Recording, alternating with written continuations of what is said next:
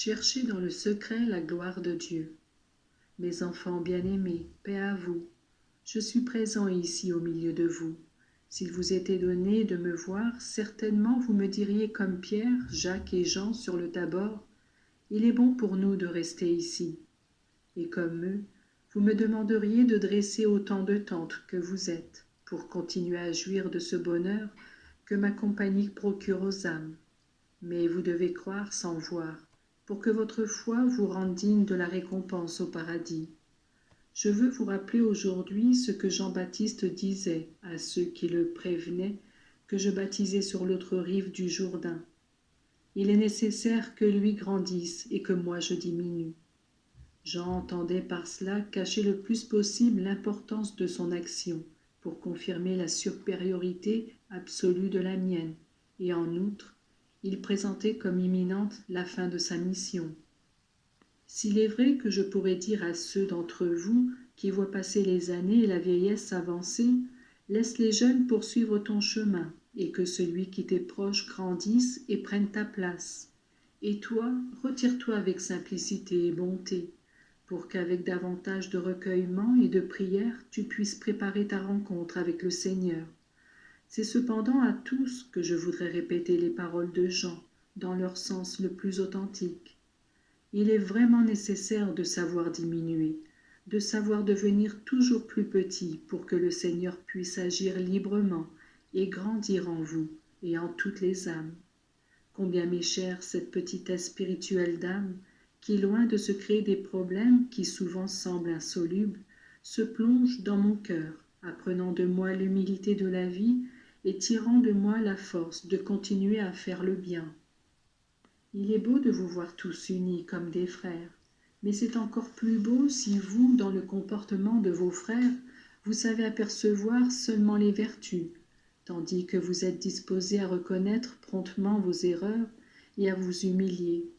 Souvent, mes enfants, on sait s'humilier devant Dieu, mais on trouve difficile de diminuer dans l'estime de soi et d'accepter la supériorité des autres.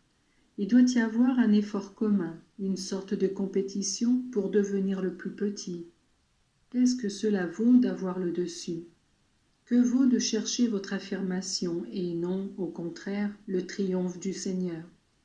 Dans la solution de tout problème, y compris ceux de grande importance et urgence, si on cherchait en premier lieu Dieu, sa gloire, sa volonté, certainement que les décisions et les mesures prises seraient plus justes. Ce principe devrait valoir aussi en ce qui concerne les affaires publiques. Qu'arrive-t-il au contraire? On vise seulement à s'emparer du pouvoir et à le conserver. Même Pilate a agi ainsi, et il n'a pas hésité à me condamner, craignant de perdre le poste délégué de l'empereur romain. On craint, et on a honte d'exprimer le désir que ce soit à moi, votre Jésus, de croître, moi qui ai comme seule préoccupation votre bien. On veut se libérer de la loi divine, comme si elle opprimait l'homme et ne visait pas à la sauvegarder, et on ne se rend pas compte de ce que Satan devient le tyran des âmes, lui qui va partout imposant sa loi et enlevant à tous la liberté. Il en est toujours ainsi, mes enfants. Quand on fuit la loi, on trouve sur sa route l'ennemi de la loi, lui qui le premier s'est rebellé contre elle par orgueil. Soyez désireux de grandir dans le bien, de faire fleurir la vertu, de poursuivre un idéal de vie chrétienne et de vous libérer de tout ce qui forme la préoccupation humaine de s'élever. Si s'élever n'apporte pas d'avantage à vos frères, il est mieux de rester enseveli sous le poids de sa propre nullité plutôt que se distinguer.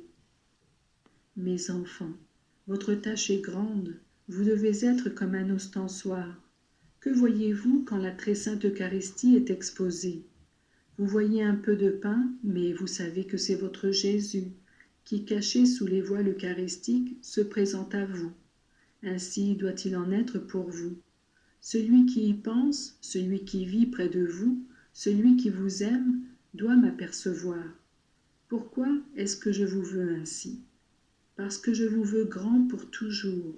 La grandeur du monde est comme la lumière blafarde d'une lanterne.